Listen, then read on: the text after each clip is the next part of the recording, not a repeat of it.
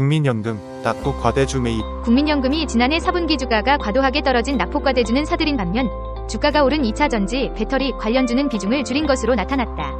15일 금융감독원 전자공시 시스템에 따르면 국민연금은 지난해 4분기 중 NC소프트, 이마트, GS건설, 하나솔루션을 추가 매수했다. 해당 종목들은 실적 악화 혹은 갑작스러운 악재 발생으로 인해 주가가 급락한 낙폭 과대주들이다. 국민연금은 NC소프트 지분을 종전 6.28%에서 7.32%로 늘렸다. NC소프트는 기존 캐시카우 게임들의 매출 둔화가 발생하는 가운데 기대작이었던 스론 앤 리버티, TLV 흥행 불투명으로 지난해 주가가 46% 급락한 바 있다. 당시 TL 국내 출시를 앞두고 국민연금은 NC소프트 주식을 추가 매입한 것으로 보인다. 또 국민연금은 이마트 보유 비중도 종전 6.87%에서 7.96%로 늘렸다. 이마트 주가는 유통업계 경쟁 심화로 상장 후 최저가를 기록할 정도로 부진한 모습을 보이고 있다. 금융정보업체 FN가이드에 따르면 이마트의 지난해 연간 영업이익은 864억 원으로 전년 대비 36% 감소할 것으로 추정됐다.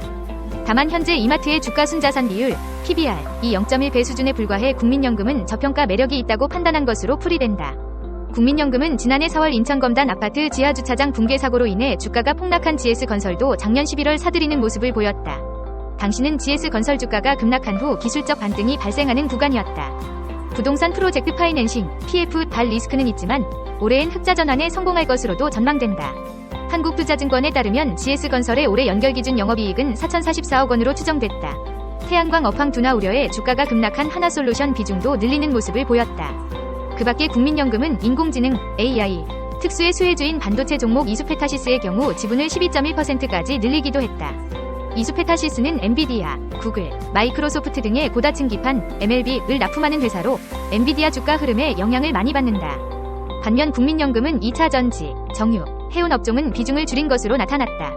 2차전지의 경우 기업가치, 밸류에이션가 지난해 급등하면서 차익 실현에 나선 것으로 풀이된다.